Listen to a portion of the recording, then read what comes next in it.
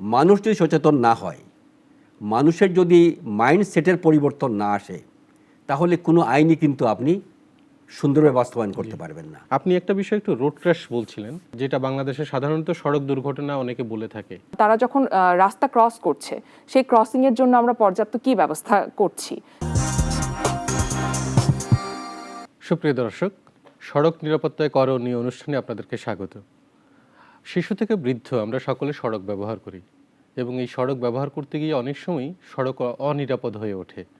এই সড়ক নিরাপত্তার বিভিন্ন বিষয় নিয়ে আজকে আমরা আলোচনা করব। আমাদের সঙ্গে স্টুডিওতে রয়েছেন জনাব মোহাম্মদ আব্দুল ওয়াদুদ। তিনি সরকারের অতিরিক্ত সচিব হিসেবে অবসর গ্রহণ করেছেন এবং বর্তমানে সড়ক নিরাপত্তার মতো একটি ইতিবাচক কাজে যুক্ত রয়েছেন। তিনি Bloomberg philanthropies initiative for global road safety BIGRS এর ইনিশিয়েটিভ কোঅর্ডিনেটর। আপনাকে স্বাগত। আমাদের সঙ্গে আরও রয়েছেন জনাব ফারজানা ইসলাম তমা। তিনি ওয়ার্ল্ড রিসোর্সেস ইনস্টিটিউট, একটি আন্তর্জাতিক সংস্থা, এর সড়ক নিরাপত্তা বিষয়ক পরামর্শক হিসেবে কাজ করছেন। আমরা আজকে সড়ক নিরাপত্তার বিভিন্ন বিষয় নিয়ে আলোচনা করব এবং শুরুতে জনাব মোহাম্মদ আব্দুল ওয়াদুদ, আপনার কাছে যেতে চাই। আপনি জানেন যে সড়ক নিরাপত্তা বিশ্বব্যাপী এখন খুব গুরুত্ব দেওয়া হচ্ছে। এই গুরুত্বের বিষয়টা একটু যদি আপনি শুরুতে একটু আমাদেরকে বলেন। হ্যাঁ, ধন্যবাদ সুজন। সড়ক নিরাপত্তা বর্তমান বিশ্বে পাবলিক হেলথ ইস্যু। আপনি জানেন প্রতি বছর বিশ্বব্যাপী সড়কে প্রায় 12 লক্ষাধিক লোক প্রাণ হারায়। 50 লক্ষের অধিক লোক হয়তো চিরস্থায়ীভাবে পঙ্গু হয় অথবা সাময়িক পঙ্গুত্ব বরণ করে। পরিসংখ্যান বলছে পৃথিবীতে সড়ক সংঘর্ষের কারণে, রোড ক্র্যাশের কারণে যে মৃত্যু হয় সেটি মৃত্যুর অষ্টম কারণ সড়ক দুর্ঘটনায় মৃত্যু। এবং 5 থেকে 29 বছর বয়স্ক মানুষ যারা মৃত্যুবরণ করেন, এই সংখ্যাটি মৃত্যুর কারণ হিসাবে সড়ক সংঘর্ষে এটি প্রথম কারণ। যে মানুষগুলো শিশু অথবা কিশোর অথবা যুবক, যারা তাদের জীবনের শুরুতেই সড়ক সংঘর্ষের কারণে, রোড ক্র্যাশের কারণে মৃত্যুবরণ করছে, তারা পরবর্তী সময়ে বেঁচে থাকলে তারা হয়তো এই পৃথিবীকে অনেক বেশি কিছু দিতে পারত। তাদের জন্য পৃথিবী, মানুষ, দেশ উপকৃত হতে পারত। এই বিষয়টি বিবেচনায় নিয়ে জাতিসংঘ, বিশ্ব স্বাস্থ্য সংস্থা, ব্লুমবার্গ ফিলান্থ্রপিস সহ বিভিন্ন আন্তর্জাতিক সংস্থা সড়ক নিরাপত্তার বিষয়টিকে এখন খুব গুরুত্ব দিচ্ছে। আপনি নিশ্চয়ই জানেন জাতিসংঘের SDG লক্ষ্যমাত্রা আছে, সেখানে সড়ক সংঘর্ষের কারণে মৃত্যু এবং অঙ্গহানি অথবা পঙ্গুত্ব বরণকারীদের সংখ্যা অর্ধেকে নামিয়ে নিয়ে আসা এবং 2030 সালের মধ্যে বিশেষত নারী, শিশু, প্রতিবন্ধী লোকজন এবং বয়স্ক লোকজনদের বিষয়টি বিবেচনায় নিয়ে সকল মানুষের একটি নিরাপদ, একটি সাশ্রয়ী এবং টেকসই সড়কে বা সড়ক পরিবহনে তাদের অংশগ্রহণ নিশ্চিত করা। এই বিবেচনায় বর্তমান পৃথিবীতে সড়ক নিরাপত্তার বিষয়টি সর্বক্ষেত্রে অত্যন্ত গুরুত্বের সাথে বিবেচনা করা হচ্ছে। আপনি একটা বিষয় একটু রোড ক্র্যাশ বলছিলেন। আমরা যেটা বাংলাদেশে সাধারণত সড়ক দুর্ঘটনা অনেকে বলে থাকে, এই রোড ক্র্যাশ বা দুর্ঘটনা, রোড ক্র্যাশটা কেন বলা হচ্ছে, এই বিষয়টা যদি একটু বলেন। অ্যাক্সিডেন্ট শব্দটি যদি আমি বিবেচনা করি, অ্যাক্সিডেন্ট শব্দটি আসলে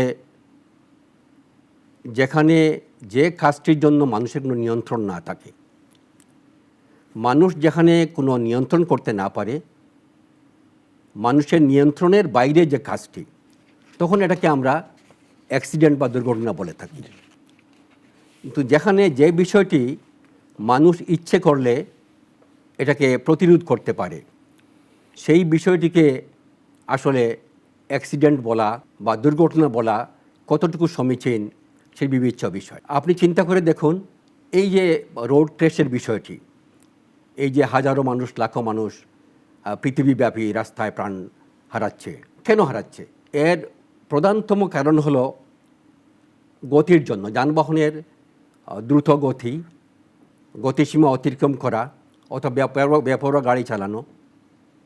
যদি আমরা নির্ধারিত গতিসীমার মধ্যে আমরা যানবাহনের চলাচল নিশ্চিত করতে পারি, যানবাহন চলাচলের জন্য যে সড়ক রয়েছে তার নিরাপত্তা অথবা তার ডিজাইন আমরা নিশ্চিত করতে পারি, নিরাপদ ডিজাইন নিশ্চিত করতে পারি, আমরা যদি চালকের লাইসেন্স এবং যারা গাড়ি চালাবেন তাদের শারীরিক এবং মানসিক সুস্থতা ব্যাপারটা নিশ্চিত করতে পারি, আমরা যদি যারা গাড়ি চালান তারা যদি নিরাপত্তা সড়ক নিরাপত্তা সংশ্লিষ্ট আইনকানুন যথাযথভাবে পরিপালন করেন, আমরা যদি সড়কে যারা পথচারী আছে তাদের পারাপার নিশ্চিত করতে পারি, যে ফুটপাত আছে এটা প্রশস্ত করতে পারি, আমরা জেব্রা ক্রসিংটা নিশ্চিত করতে পারি, তাহলে আপনি দেখবেন যে এই সড়কে যে রোড ক্র্যাশের সংখ্যা অথবা প্রাণহানির সংখ্যা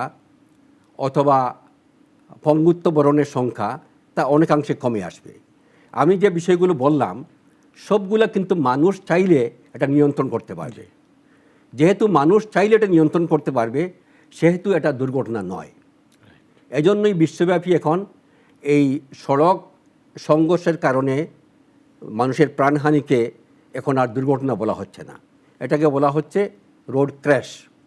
এবং পৃথিবীব্যাপী যে সমস্ত আন্তর্জাতিক সংস্থা সড়ক নিরাপত্তা নিয়ে কাজ করে তারা এখন রোড ক্র্যাশ শব্দটি ব্যবহার করে। আপনার কাছে আরেকটা বিষয় একটু জানতে চাইছি, আপনি এই যে BIGRS এর ইনিশিয়েটিভ কোঅর্ডিনেটর, আপনারা কোন ধরনের কাজ করছেন বা এই ইনিশিয়েটিভটা আসলে কি সড়ক নিরাপত্তায়?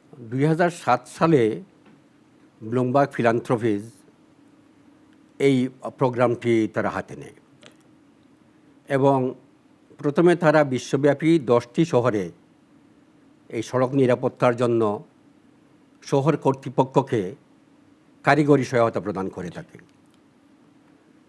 পরবর্তীতে 2020 থেকে 2025 এই 5 বছরে তারা বিশ্বব্যাপী 15টি দেশের 27টি শহরে শহর কর্তৃপক্ষকে কারিগরি সহায়তা প্রদান করছে সড়ক নিরাপত্তার জন্য।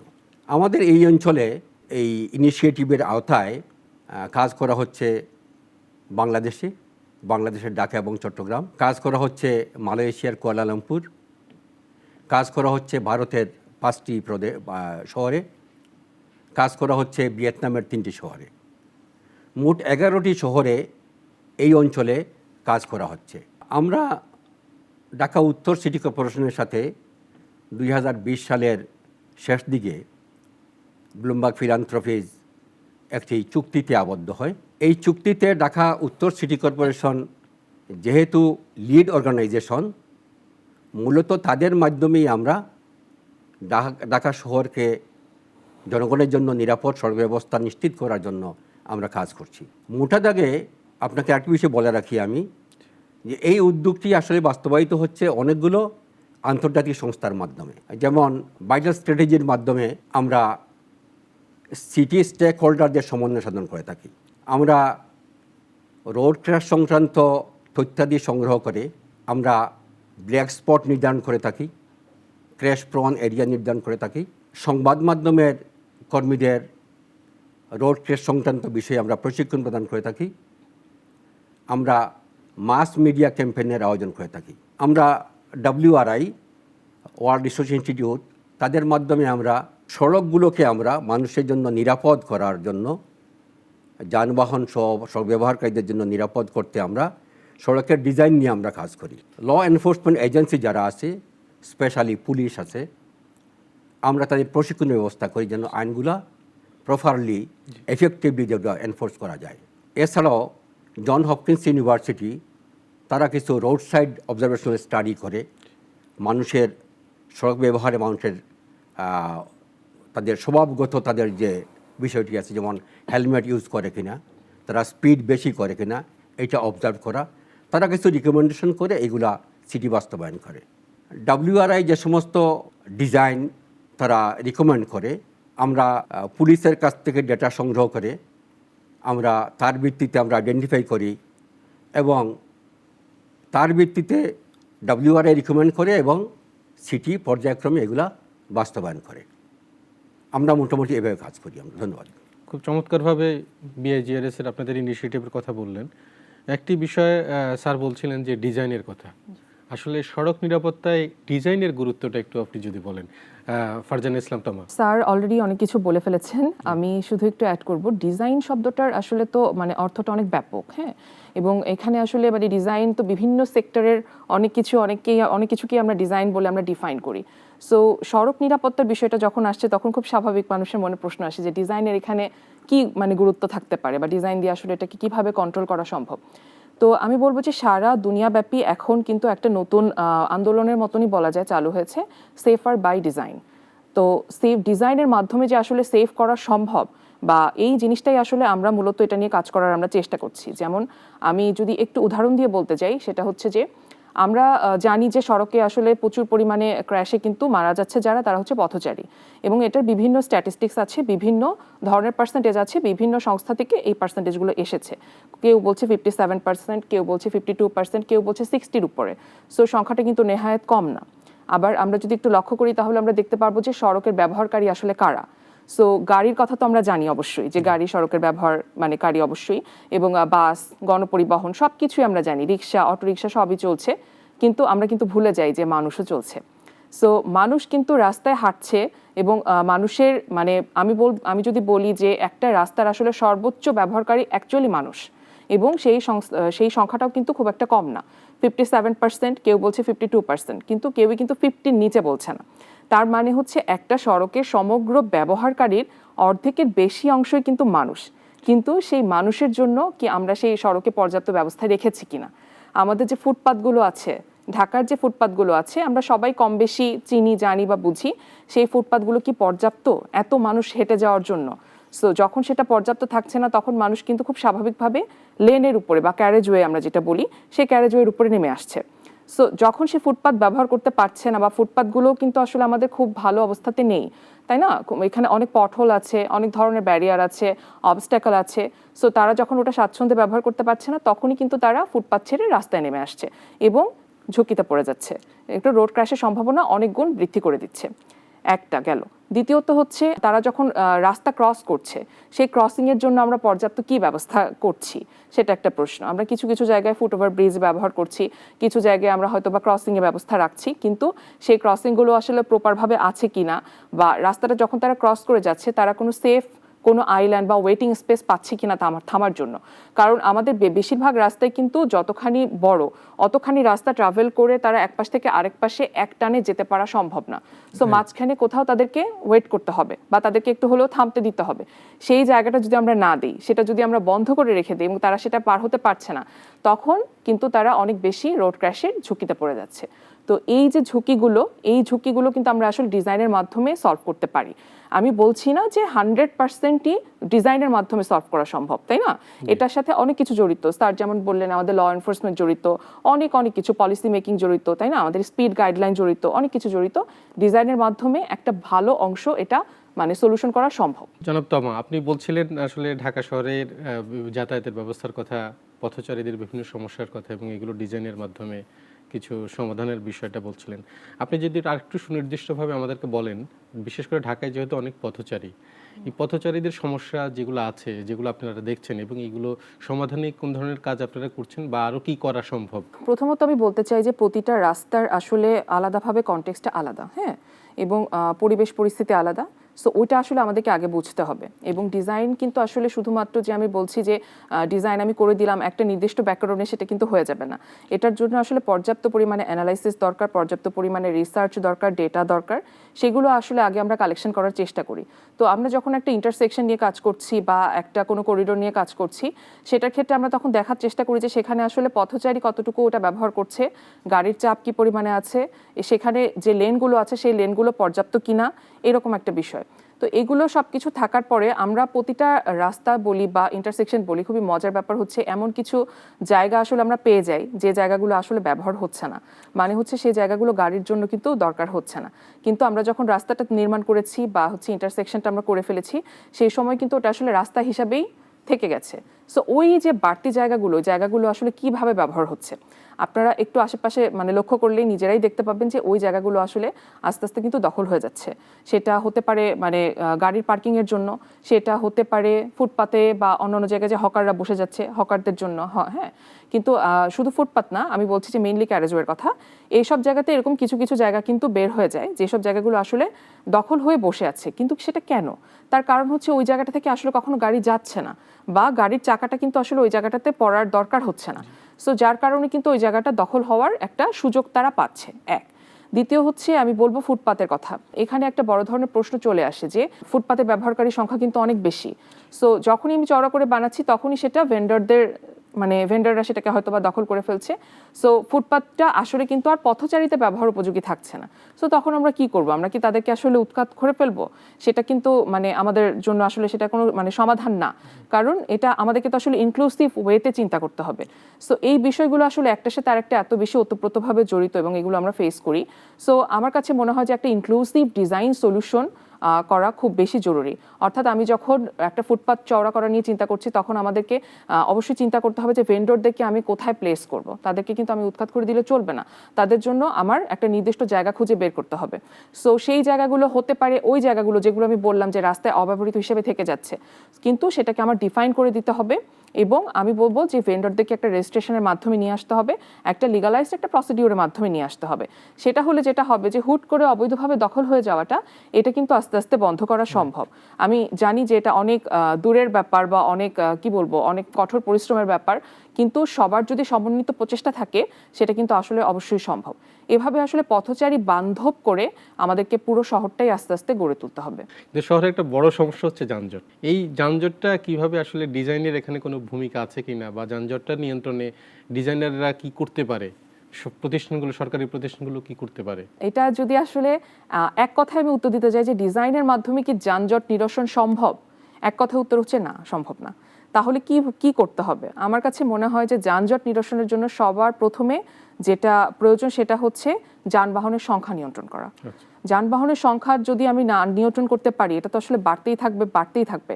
আমাদের যে রাস্তাগুলো আছে সেই রাস্তার যতটুকু ক্যাপাসিটি, সেই ক্যাপাসিটির বাইরে যদি আমি যানবাহন রাস্তায় চলে, সেখানে কিন্তু সেই শহরে কিন্তু কখনোই যানজট নিরসন করা আসলে সম্ভব হবে না। তাহলে আমি ডিজাইনের মাধ্যমে কি করতে পারি, এটা একটা তখন প্রশ্ন চলে আসে। ডিজাইনের মাধ্যমে আসলে যেটা করা যায় সেটা হচ্ছে যানবাহনগুলোকে রেগুলেশন বা একটা রেগুলেটরি চ্যানেলের মাধ্যমে নিয়ে আসা, সে যেন কোনোভাবেই একটা গাড়িকে ওভারটেক করতে না পারে। হ্যাঁ, এইভাবে আমরা যদি লেনের যে উইথগুলো আছে এইগুলোকে যদি আমরা পর্যাপ্ত রাখি, অতিরিক্ত না রাখি, পর্যাপ্ত রাখি, এইভাবে একটা রেগুলেশন, একটা চ্যানেলাইজেশন, জিওমেট্রিটাকে যদি আমরা ডিফাইন করে দেই, তাহলে কিন্তু ওরা একটা মানে কি বলবো অনিয়ন্ত্রিতভাবে চলাচলটা আমরা বন্ধ করতে পারবো। কিন্তু সম্পূর্ণভাবে যানজট কিন্তু নিরসন ডিজাইনের মাধ্যমে এটা সম্ভব না। এখানে পলিসির ব্যাপার আছে, এখানে কি বলবো খুব স্ট্রং পলিটিক্যাল উইলের দরকার আছে, অনেক কিছু মানে সমন্বিতভাবে দরকার আছে, এবং অবশ্যই আমাদের ল এনফোর্সমেন্টের একটা বড় ভূমিকা আছে এক্ষেত্রে। আসলে এই যানজটটা আমাদের খুব ভালোভাবে অ্যাড্রেস করা দরকার, কারণ যানজট আসলে না মানুষের কর্মঘণ্টা নষ্ট করে এবং দেশের উন্নয়নের সমস্যা তৈরি করে।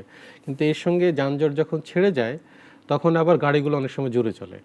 গতির বিষয়টা ঢাকা বা চট্টগ্রামে হয়তো আমরা অনেক সময় দিনের বেলায় গতি কম দেখি, কিন্তু সন্ধ্যার পরে কিংবা হলিডেতে কিংবা রাতের বেলায় ভোরে এই সময়কালে অনেক জোরে গাড়ি চলে, এবং এই সময়কালে কিন্তু অনেক বেশি ক্র্যাশের ঘটনা ঘটে, অনেক মানুষ মারা যায়। স্যার, আপনার কাছে একটু আবার আসতে চাই, একটু যদি বলেন যে সরকার একটা গতিসীমা নিয়ন্ত্রণ নির্দেশিকা করেছে, তো এইটা আমরা কিভাবে ভালোভাবে বাস্তবায়ন করতে পারি? রোড ক্র্যাশের প্রধানতম কারণ হলো গতি। এটি গবেষণায় দেখা গেছে, বিশ্ব স্বাস্থ্য সংস্থা তারা বলেছে যে আপনি যদি গতি 5% আপনি হ্রাস করতে পারেন, তাহলে রোড ক্র্যাশের যে ঝুঁকিটা আছে সেটা 35% কমে যাবে। এর মানে আপনি গতি না কমালে আপনি রোড ক্র্যাশ কমাতে পারবেন না। তাহলে গতিটা আগে নির্ধারণ করতে হবে। আমাদের কিন্তু আজ থেকে 1 বছর আগেও কিন্তু বাংলাদেশে কোনো গতিসীমা ছিল না। আপনি নিশ্চয়ই জানেন, আমাদের যোগাযোগ মন্ত্রণালয়ের যে ন্যাশনাল রোড সেফটি কমিটি আছে, তারা 2015 সালে একটা সবার সিদ্ধান্ত ছিল যে আপনি মহাসড়কে গতিবেগ সর্বোচ্চ হবে 80 কিলোমিটার পার আওয়ার এবং শহরে সর্বোচ্চ 40 কিলোমিটার পার আওয়ার।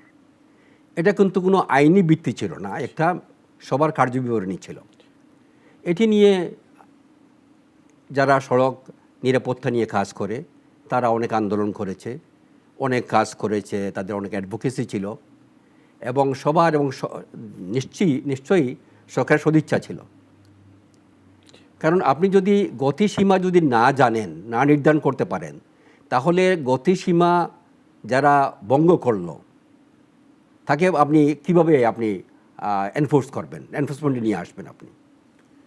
তো 2024 সালে এই সড়ক এবং মহাসড়কে তার গতি নির্ধারণ করা, নিয়ন্ত্রণ করা এবং তা ব্যবস্থাপনার জন্য সরকার একটি নির্দেশিকা জারি করে। মানুষ যদি সচেতন না হয়, মানুষের যদি মাইন্ডসেটের পরিবর্তন না আসে, তাহলে কোনো আইনই কিন্তু আপনি সুন্দরভাবে বাস্তবায়ন করতে পারবেন না। সুতরাং একই সাথে আপনার আইন লাগবে, আপনার এনফোর্সমেন্ট লাগবে এবং মানুষের সদিচ্ছা লাগবে। এই তিনটি বিষয় যদি আমরা একসাথে করতে পারি তাহলে এই নির্দেশিকাটি বাস্তবায়ন করা সম্ভব হবে। এবং এজন্য আমি আগেই বলছি আপনাকে, এজন্য মূল ভূমিকা পালন করতে হবে আপনাকে। বিআরটি আছে, আমাদের মেট্রোপলিটন সিটির মেট্রোপলিটন পুলিশ আছে বা পুলিশ বিভাগ আছে এবং রাস্তার মালিক যারা, যেমন সিটির ক্ষেত্রে সিটি কর্পোরেশন বা কিছু কিছু রোডস অ্যান্ড হাইওয়ে আছে, এই সবার সম্মিলিত প্রয়াসে এবং জনসচেতনতা সৃষ্টির মাধ্যমে একটা জনমত, এটা এক ধরনের সড়ক নিরাপত্তার বিষয়টি খুব সোজা সরল কোনো বিষয় না যে আপনি এক বছরে আপনি করে ফেলবেন। আপনি এটা একটা দীর্ঘমেয়াদী পরিকল্পনা আপনাকে লাগবে, আপনাকে নিরবচ্ছিন্নভাবে কাজ করতে হবে এবং আপনি যদি এর পেছনে লেগে থাকেন আপনি, তাহলে নিশ্চয়ই এটা একসময়ে আমাদের দেশে বাস্তবায়ন হবে। কেন, উন্নত বিশ্ব যদি পারে আমরা পারবো না কেন? বাট ওদেরও সময় লেগেছে, আমাদের সময় লাগবে, কিন্তু আমাদের নিরবচ্ছিন্নভাবে কাজ করে যেতে হবে।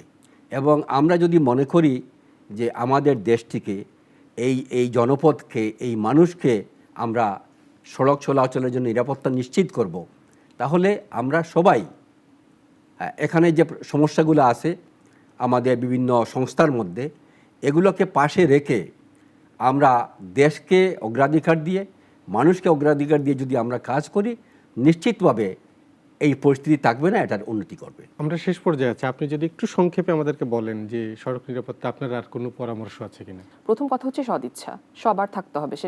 সেটা শুধু কোনো নির্দিষ্ট কোনো অর্গানাইজেশনের না, কোনো নির্দিষ্ট কোনো প্রফেশনাল মানুষের না, সবার লাগবে। সবার বলতে সবার, ব্যবহারকারী থেকে শুরু করে আইন প্রণেতা এবং যারা পলিসি মেকিং করছেন, সবার এখানে দরকার। এবং আরেকটা জিনিস হচ্ছে যে এই যে বিভিন্ন প্রাতিষ্ঠানিক যে বিষয়গুলো, হ্যাঁ স্যার বললেন কিছুটা, এই প্রতিষ্ঠানগুলোর মাধ্যমে এই রাস্তাটা তো আমার না, বা এখানে তো আসলে মানে আমার কোনো অথরিটি নাই, আমি কেন করব, হ্যাঁ, বা হচ্ছে ওই জায়গাটাতে এসে ল এনফোর্সমেন্ট হয়তো বা বলছে যে আমি কেন করব, আমি কেন এখানে আইন প্রয়োগ করতে যাব, এটা তো এমনি এমনি হওয়ার কথা। এই জিনিসগুলোকে আসলে সবারই আমাদেরকে একটা অ্যাডজাস্টমেন্টে নিয়ে আসতে হবে। মানে প্রথমে হচ্ছে নিজস্ব দৃষ্টিভঙ্গিটা চেঞ্জ করা, পরিবর্তন করা, যে শহরটা তো আমাদের সবার। সো আমরা সবাই যদি এটার জন্য কাজ করি, সবাই যদি এটার জন্য আসলে পজিটিভভাবে কাজ করি, ভালো করতে চাই, এই চিন্তা ভাবনাটা পরিবর্তন করতে হবে সবার ভিতরে।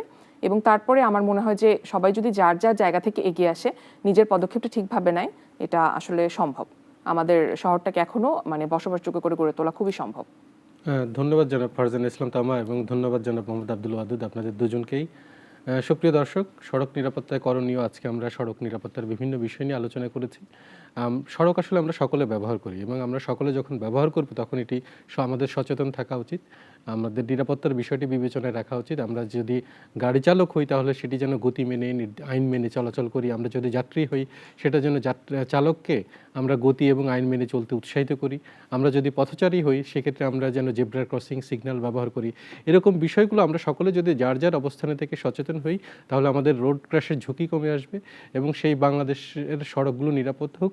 আপনারা সকলে ভালো থাকুন, সুস্থ থাকুন, এই প্রত্যাশা রেখে আমাদের আজকের আলোচনা শেষ করছি।